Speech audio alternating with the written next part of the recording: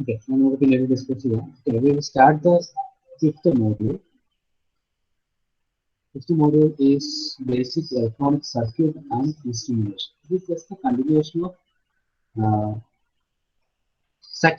fourth module. That is the basic components, and we have also learned how a transistor works, how a diode works, and we have learned about resistor, capacitor, inductor, etc. So this fifth module, that is the module which is in the electrical part of the syllabus, is a continuation of fourth module, basic electronic circuit and instrumentation. So in this module, we are going to learn about rectifier. You might have know this already. After rectifier, center tap rectifier, you might have studied during your 10th or plus 2. So rectifier and power supply. So in that you are going to learn about what is a DC power supply and what is a bridge rectifier. And there are other circuit also, Zener voltage regulator. Then we are going to learn about public addressing system and working of common emitter amplifier and frequency response. And then we have voltage divider biasing, and finally electronics instrumentation system. So this module actually comprises of two sessions. One is actually about basic electronic circuit like DC power supply, bridge rectifier, Zener voltage regulator, public addressing system, etc. And amplifier also, common emitter amplifier also. And then finally we are going to learn about electronics instrumentation system. Okay, Pratyusha, clear on? സാറേ കുറച്ച് clear കുറവാണ്.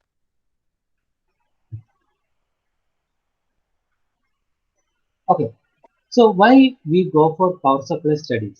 That is the first topic we are going to discuss.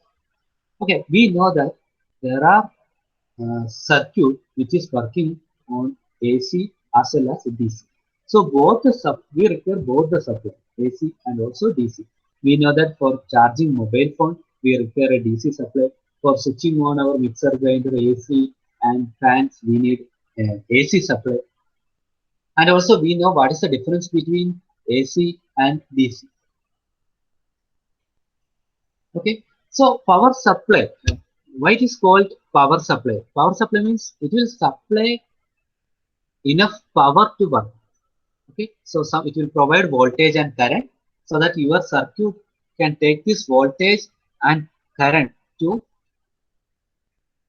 make it working.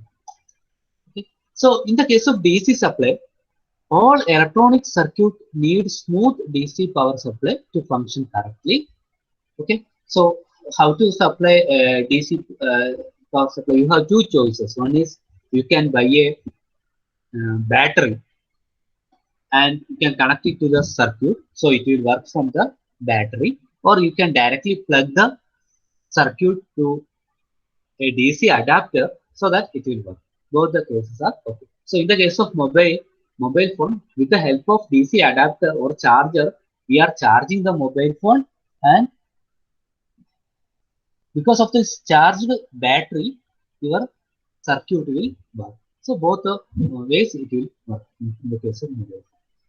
And in the case of normal torch and LED torch, and sometimes you may be using two batteries, or chargeable battery or normal battery, to make it working. അല്ലെ, ആ ഒരു കേസിൽ നമുക്ക് എന്ത് ചെയ്താൽ മതി, battery മാത്രം മതി.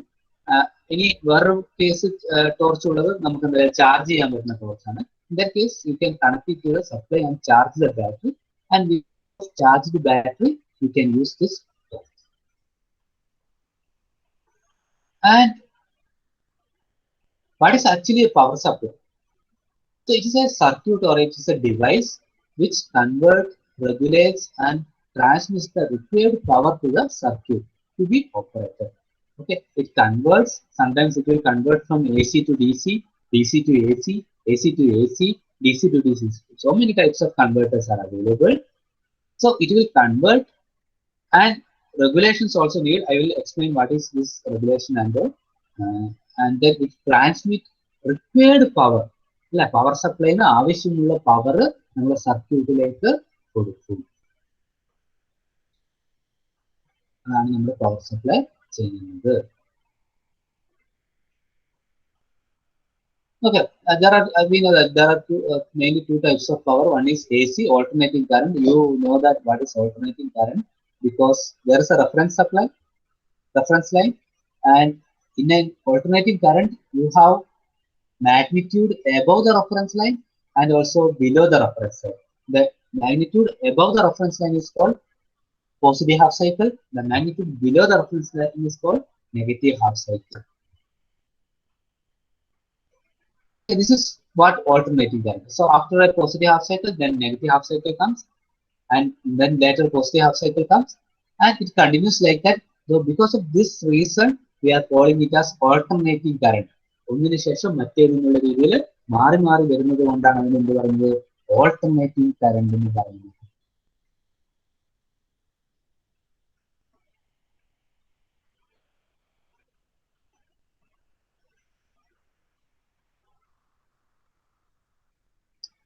Okay, then we have DC. So in that, it is direct current. We can see that there is a reference line and we have magnitude. In this particular case, we have magnitude only above the reference line. And there are cases the magnitude will be in the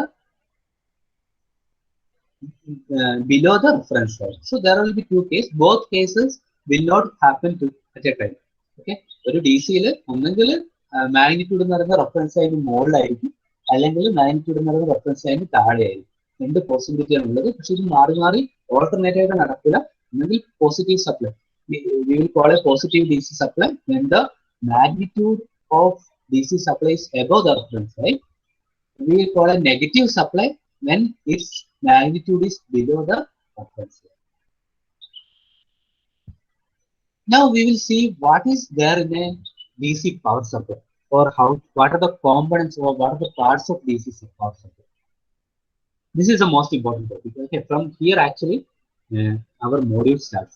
Okay, I will explain again. So we are in the fifth module. That is the second module of electronics, and there we are going to learn about some of the electronic circuits like power supplies, amplifier, and then instrumentation system. And I have told that or first we have explained what is a power supply. So power supply is required to convert, regulate, and provide power to the circuit. And there are two types of power supplies: AC power supply, DC power supply. Okay, so for AC power supply means it is alternating, positive half cycle, negative half cycle. It will alternate after every half cycle. Okay, അങ്ങനെ positive half cycle, negative half cycle മാറി മാറി വരും. അതാണ് A C power supply. നമുക്ക് D C power supply എന്ന് പറയുമ്പോൾ it will be having only one magnitude. It will be either in positive or in negative. Okay, അത്രയാണ് നമ്മൾ power സപ്ലൈനെ പറ്റി പറഞ്ഞത്. അതിനുശേഷം നമ്മൾ നോക്കാൻ പോകുന്നത് block diagram of D C power supply ആണ്. ഓക്കെ, ഈ മോഡ്യൂളിൽ കംപ്ലീറ്റ് നമ്മൾ ഡി സിനെ പറ്റി പറയും, ഡി സി പവർ സപ്ലൈനെ പറ്റി നമ്മൾ പറയുന്നത്. So first one is basic block diagram of regulated power supply. നമുക്ക് ഇത് class എടുക്കുന്നതിനിടയ്ക്ക് വരച്ചെടുക്കും. Okay, so what are the elements of basic power supply? First one is transformer. Okay, that is the first element. ആർക്കെങ്കിലും പറയാൻ പറ്റും എന്തിനാണ് transformer ഉപയോഗിക്കുന്നത്? What is the use of transformer? നിങ്ങൾ പഠിച്ചിട്ടുണ്ടല്ലോ.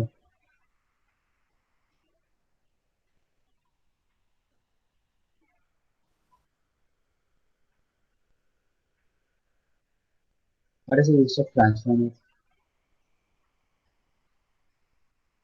എത്ര type transformer ഉണ്ട്? ആരെങ്കിലും പറഞ്ഞു? രണ്ട്. ഏതൊക്കെയാണ്? സ്റ്റെപ്പ് അപ്പും സ്റ്റെപ്പ് ഡൗൺ. ഓക്കെ, സോ അപ്പൊ എന്തായിരിക്കും നീ അതിനകത്ത് തന്നെ പറഞ്ഞു എന്തിനാണ് ട്രാൻസ്ഫോമർ യൂസ് ചെയ്യുന്നുണ്ടാവുന്നത്? വോൾട്ടേജ് കൂട്ടാനും. ഓക്കെ, കറക്റ്റ് ആൻസർ ആണ് അല്ലേ. Voltage step up transformer is use to step up the voltage, to increase the voltage അല്ലെ, അല്ലെങ്കിൽ increase the voltage increase the voltage. Increase the voltage അല്ലെങ്കിൽ ഡിക്രീസ് ദ വോൾട്ടേജിനാണ് നമ്മൾ എന്ത് ചെയ്യുന്നത്, ട്രാൻസ്ഫോമർ യൂസ് ചെയ്യുന്നത്. അപ്പൊ നമുക്ക് എന്തിനായിരിക്കും നമുക്കറിയാം, നമ്മളിപ്പോൾ മൊബൈൽ ചാർജ്, ഫോർ അവർ മൊബൈൽ ചാർജ് നമുക്കറിയാം, നമുക്ക് എന്താ അറിയുന്നത്, it need only around 5 volt അല്ലെ, 5 വോൾട്ട് ആണ്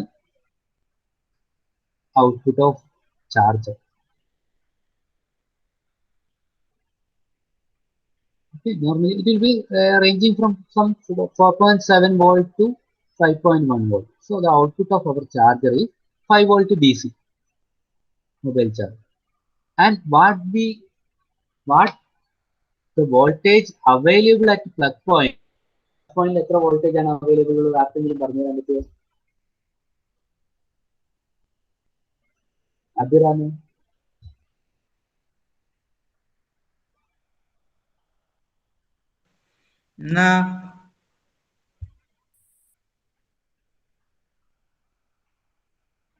എത്രയാണ് പ്ലഗ് പോയിന്റിൽ അവൈലബിൾ ആയിട്ടുള്ള വോൾട്ടേജ്?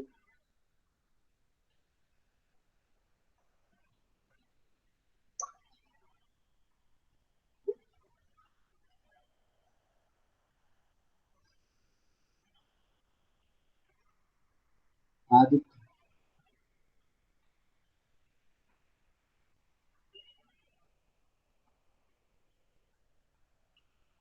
230 വോൾട്ട് അല്ലെ, പ്ലഗ് പോയിന്റില് അവൈലബിൾ ആയിട്ടുള്ള വോൾട്ടേജ് എന്ന് പറയുന്നത് 230 വോൾട്ടേജ് ആണ് അല്ലെ.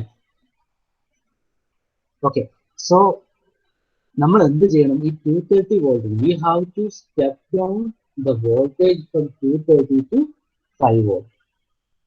Okay, so we need a step down transformer in this case. എന്താണ് ഒന്നുകൂടെ പറയാം, നമ്മൾ പ്ലഗ് പോയിന്റ് 230 വോൾട്ടേജ് ആണ്. At the plug point we have 230 voltage and the voltage we need to charge the mobile is only 5 volt. In this case, we have to step down the voltage 230 to 5 volt. So we need a step down transformer. There will be cases where we have to step up the voltage. Okay, suppose if you need a 300 volt DC supply, if you need a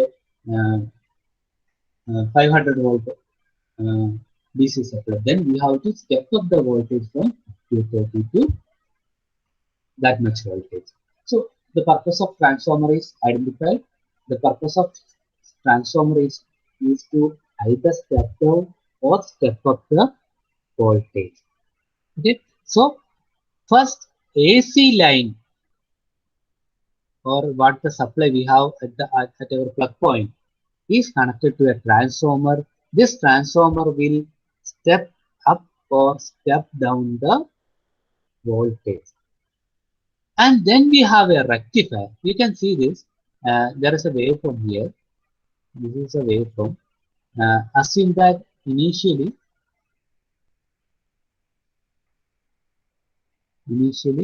it was like this. That means at the AC line, the voltage, AC voltage was like this. Okay. After transformer, what happened to the AC waveform? എന്താണ് സംഭവിച്ചത്? ആരെങ്കിലും പറഞ്ഞു തന്നെ?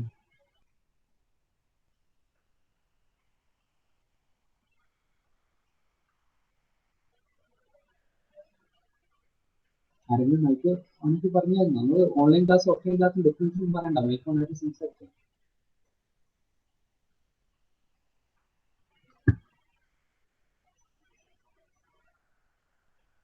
എന്താണ് difference വന്നത്?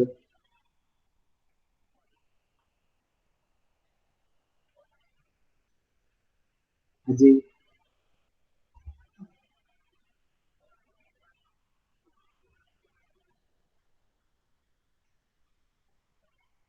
റെക്ടിഫയറിന്റെ വണ്ണം കുറഞ്ഞത്.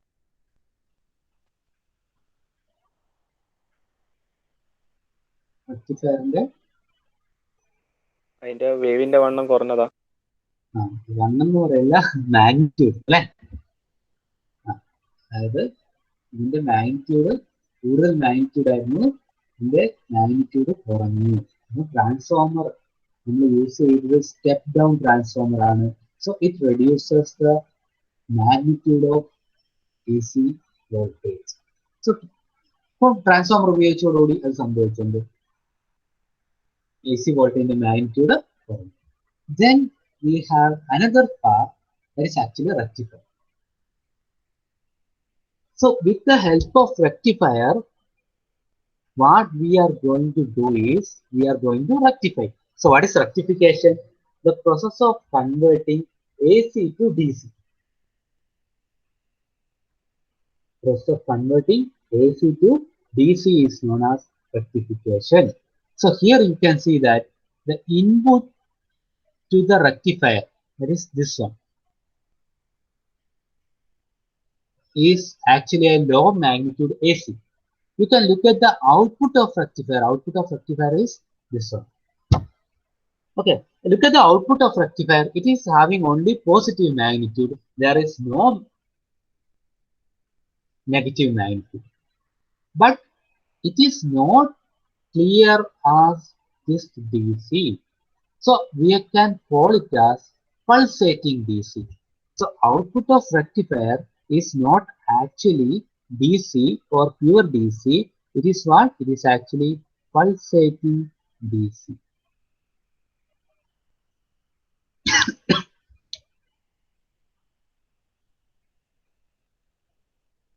So first I will explain again. AC means we are connecting it to a transformer. What this transformer will do? This transformer will convert high magnitude AC into a low magnitude AC. This low magnitude AC, that is this part. This low magnitude AC, that is this one, is connected to a rectifier. So what this rectifier will do is, rectifier will convert this low magnitude AC into DC. And we can tell the other point, it is not pure DC, it is actually pulsating DC.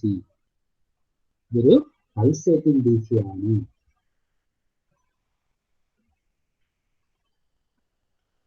And pulsating DC ആയാലും അത് DC തന്നെയാണ്. It is having only a positive magnitude. അതിന് positive മാഗ്നിറ്റ്യൂഡിൽ variation ഉണ്ടെങ്കിലും അതിന് alternate ആവുന്നില്ല അല്ലെ. Positive negative മാറി മാറി വരുന്നില്ല. It is having only positive magnitude. Okay, so we understood what is a transformer, what is a rectifier, and then third part of a DC power supply is filter. That is this one. Okay, അപ്പോൾ നമുക്കറിയാം. So the input of filter circuit is this waveform,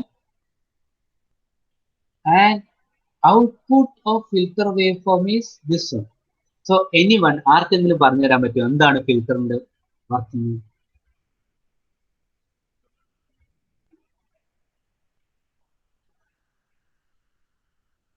എന്തായിരിക്കും ഫിൽറ്ററിന്റെ working?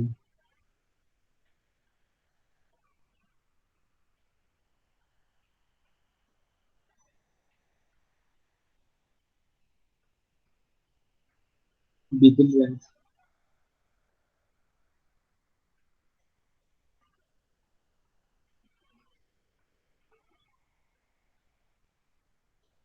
Bipin Raj online ഉണ്ടോ? ഉണ്ട്. എന്തായിരിക്കും അതിന്റെ working ഫിൽറ്ററിന്റെ? അതിന് സീറോന്റെ value കുറക്കുന്നത്.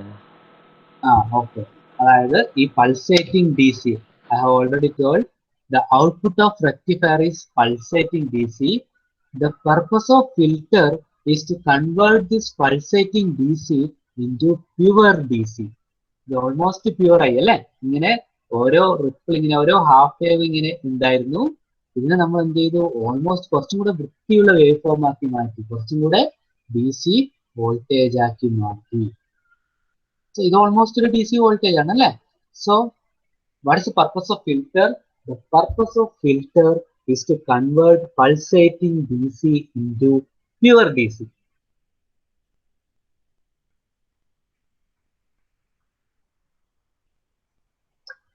Okay, then the next one, regulator. So what is the purpose of regulator? You can compare waveform here.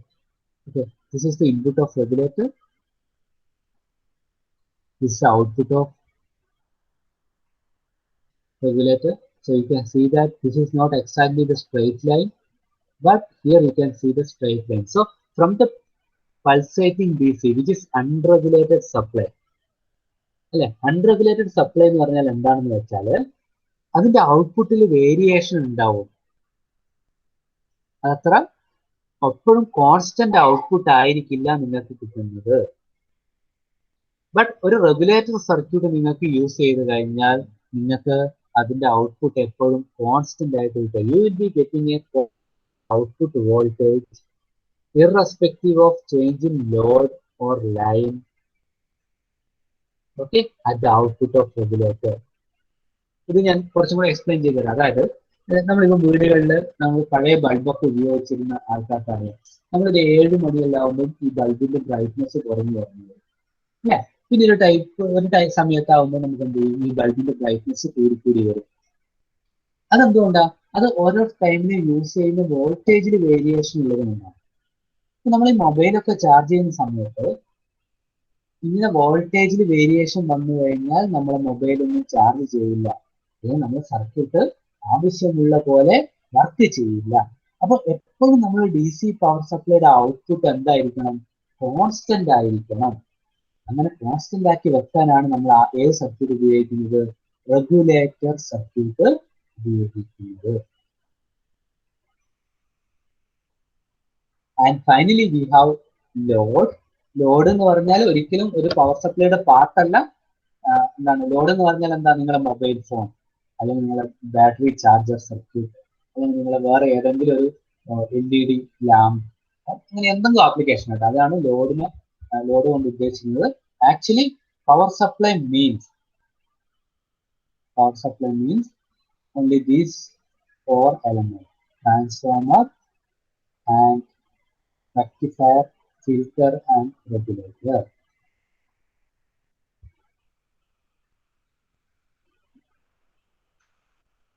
Okay, clear ആയോ?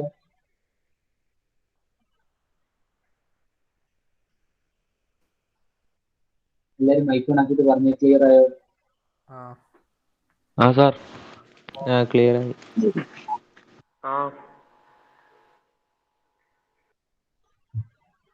Okay, ഞാൻ ഒന്നും കൂടെ പറഞ്ഞിട്ട് അടുത്ത ടോപ്പിക്കിലേക്ക് പോവാം. So we are going to learn about block diagram of regulated power supply. Okay, regulated power supply. That means it will give you constant output DC voltage. ഒരു constant output DC voltage തരുന്ന സർക്യൂട്ടുകളെയാണ് regulated power supply എന്ന് പറയുക. For example mobile charger, അതാണ് ഏറ്റവും നല്ല example. Because mobile ചാർജറിന്റെ ഔട്ട്പുട്ടിൽ variation ഉണ്ടായാൽ battery damage ആയി പോകും, അല്ലെങ്കിൽ അത് ചാർജ് ചെയ്യില്ല. സോ ഇതിനകത്ത് 5.1 വോൾട്ടേജ് 5.1 വോൾട്ടേജ് എന്ന് എഴുതിയിട്ടുണ്ടെങ്കിൽ it will give you 5.1 voltage always. എന്ത് വേരിയേഷൻ ഉണ്ടായാലും, ഇൻപുട്ടിൽ വേരിയേഷൻ ഉണ്ടായാലും ഔട്ട്പുട്ടിൽ വേരിയേഷൻ ഉണ്ടായാലും it will always give you 5.1 voltage. So അതിന്റെ ബ്ലോക്ക് ഡയഗ്രാം ആണ്, അതിനകത്ത് എന്തൊക്കെ എലമെന്റ് ഉണ്ട് എന്നുള്ളതാണ് നമ്മൾ പഠിക്കാൻ പോകുന്നത്.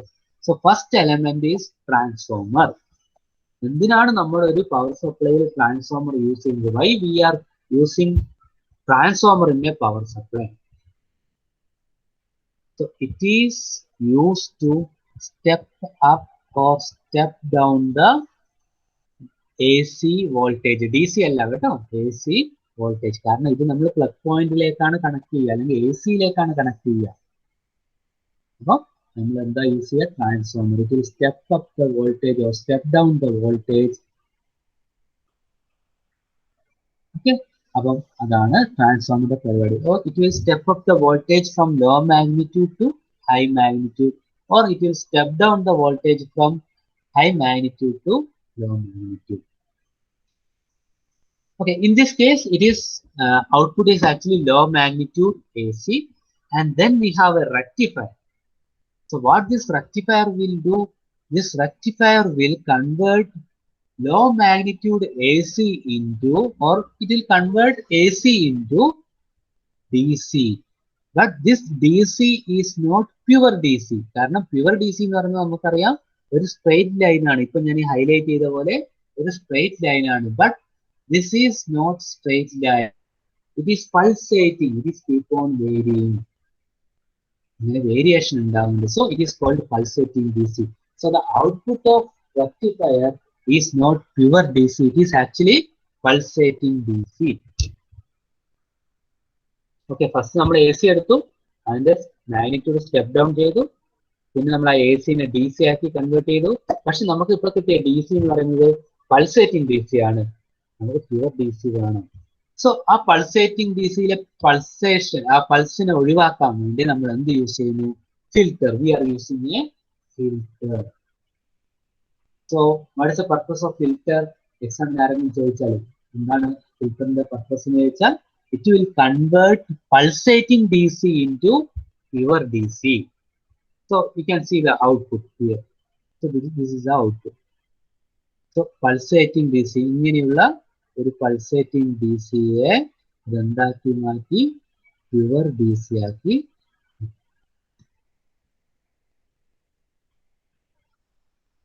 എന്താ അറിയുന്നത്? Filter. And regulator. The purpose of regulator is to provide constant output voltage irrespective of variation in line and load. ലോഡിലോ ലൈനിലോ എന്തെങ്കിലും ഒരു വേരിയേഷൻ ഉണ്ടെങ്കിലും നമുക്ക് എന്ത് തരണം? കോൺസ്റ്റന്റ് ആയിട്ടുള്ള ഔട്ട്പുട്ട് തരണം. അതിനാണ് നമ്മൾ എന്ത് യൂസ് ചെയ്യുന്നത്? റെഗുലേറ്റർ യൂസ് ചെയ്യുന്നത്. ഓക്കെ, നമുക്കപ്പോൾ മനസ്സിലാവും. നമുക്ക് ഈ ഡയഗ്രാം നോക്കി തന്നെ here it is A C line, input is A C line. Look at the output section. Here you can see one line is positive, another line is negative. That means it is a DC supply. So output of regulator is pure DC, and then we have load. Load എന്ന് പറഞ്ഞാൽ ഒരിക്കലും power സപ്ലൈയുടെ part അല്ല. Power supply connect ചെയ്യുന്നത് ഏതിനാണോ അതിനാണ് load എന്ന് വിളിക്കുക. It may be sometimes it may be an LED bulb, sometimes it will be a mobile phone, battery, or sometimes some DC motor, something like that. Okay, അതിനാണ് നമ്മൾ load എന്ന് പറയുന്നത്. Okay, നമുക്ക് ഇതിന്റെ എക്സ്പ്ലനേഷൻ നോക്കാം. Transformer. What is the explanation for transformer? Look at the slide. The AC line voltage available for the commercial purpose is not suitable for electronic circuit. നമുക്ക് ലൈനിൽ കിട്ടുന്ന എ സി ഒരിക്കലും നമുക്ക് ഇലക്ട്രോണിക് സർക്യൂട്ടിന് suitable അല്ല. Most of the electronic circuit require lower voltage, that is DC voltage.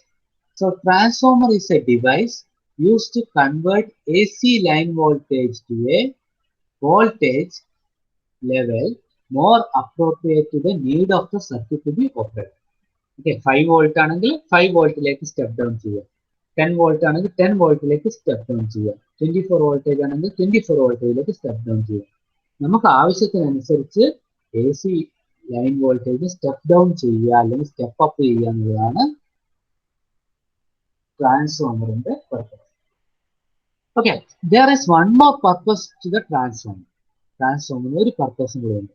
Okay, so what I will do is I will draw the symbol of transformer.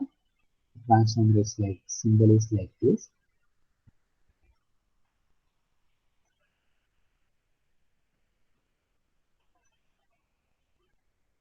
ഇവിടെയാണ് നമ്മൾ input apply ചെയ്യുന്നത്,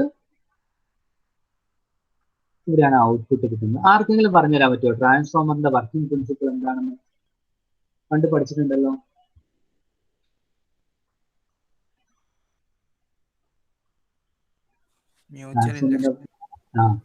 mutual induction ആണ് ട്രാൻസ്ഫോമറിന്റെ working principle. So ഈ ഒരു വൈൻഡിങ്ങില് A C supply കൊടുക്കുമ്പോൾ first winding, okay, I will explain this with different color.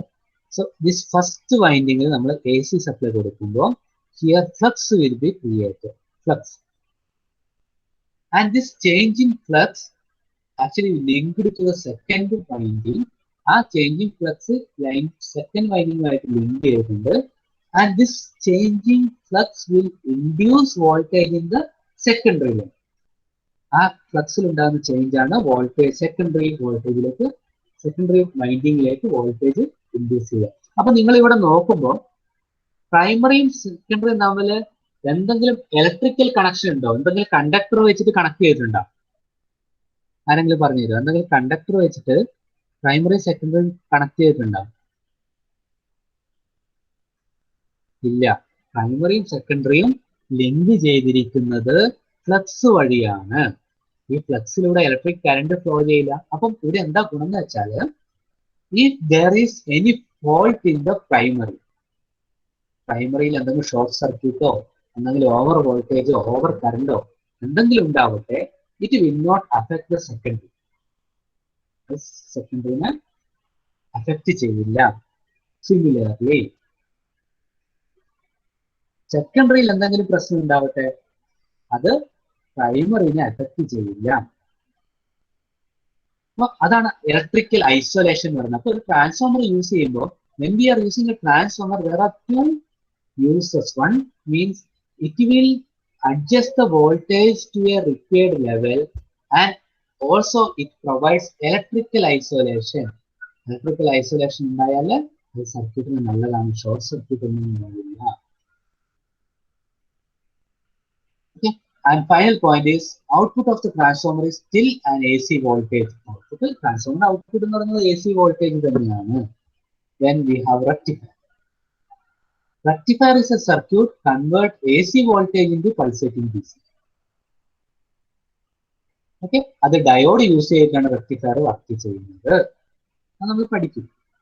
Okay, different types of rectifier ഉണ്ട്. Half wave, full wave, bridge rectifier.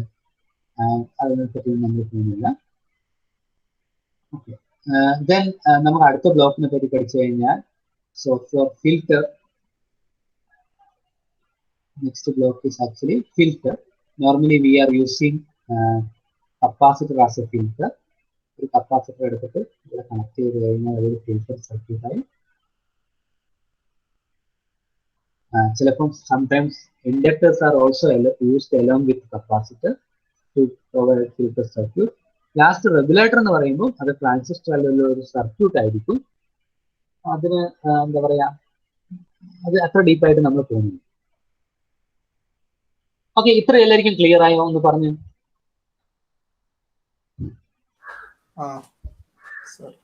Okay, ആരെങ്കിലും പറഞ്ഞു എന്തിനായിരുന്നു transformer use ചെയ്യുന്നത്? Why we are using a transformer? Voltage convert ചെയ്യാൻ. Okay, ഏത് ലെവലിലേക്ക് convert ചെയ്യാൻ? Step down. എന്തിനാണ് ഈ വോൾട്ടേജ് റെഡ്യൂസ് ചെയ്യാൻ. ഓക്കെ, എന്തിനായിരിക്കും നമ്മൾ ഇങ്ങനെ റെഡ്യൂസ് ചെയ്യുന്നത്?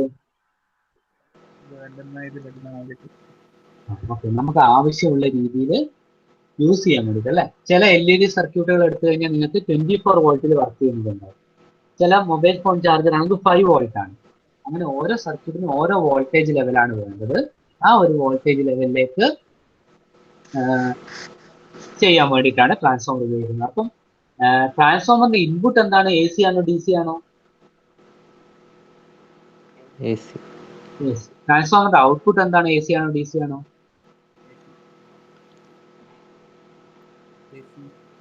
AC. ഓക്കെ, ട്രാൻസ്ഫോമറിന്റെ ഔട്ട്പുട്ടും AC ആണ്. ഇനി റെക്ടിഫയർ. റെക്ടിഫയറിന്റെ ഇൻപുട്ട് എന്താണ്? AC.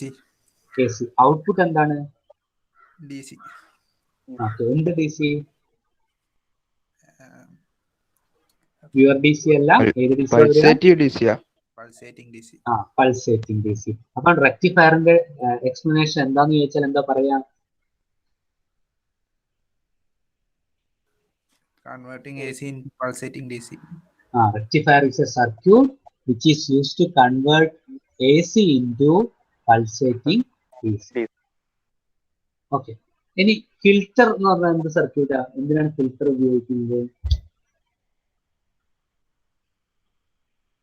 പ്യുവർ DC ആക്കാൻ. ഓക്കെ, ഈ പൾസേറ്റിംഗ് DCനെ എന്താക്കി മാറ്റാൻ? പ്യുവർ DC ആക്കി മാറ്റാനാണ് ഫിൽറ്റർ ഉപയോഗിക്കുന്നത്. എന്തിനാണ് റെഗുലേറ്റർ ഉപയോഗിക്കുന്നത്?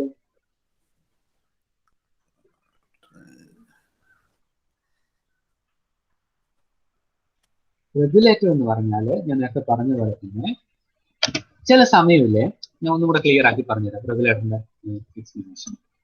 ചില സമയം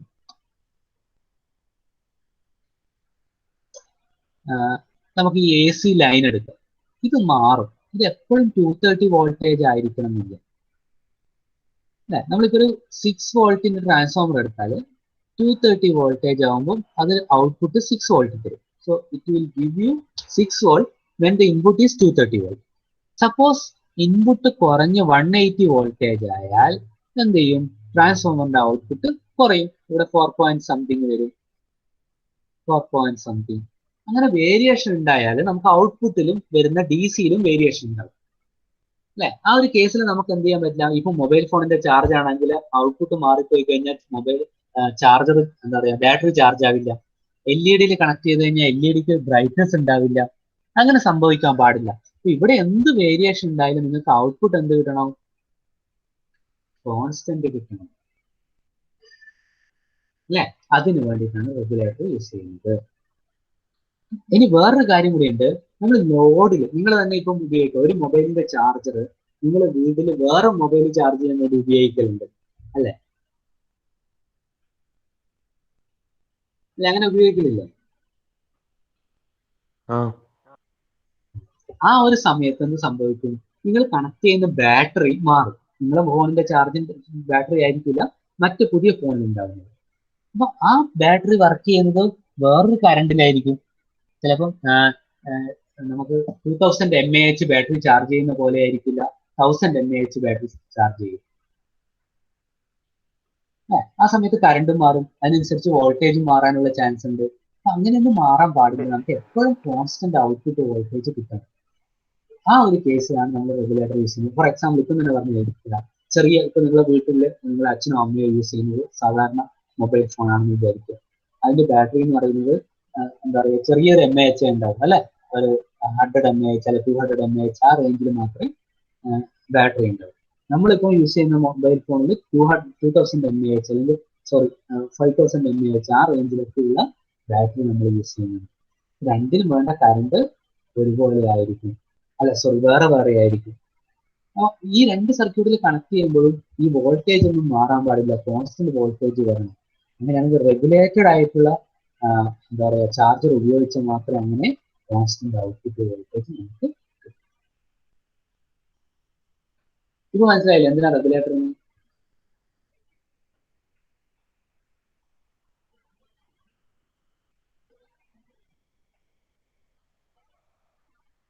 എല്ലാരും മനസ്സിലായി. എല്ലാരും മാർക്ക് നോക്കിയാ ഫിസിക്സ് എക്സാമിന്റെ?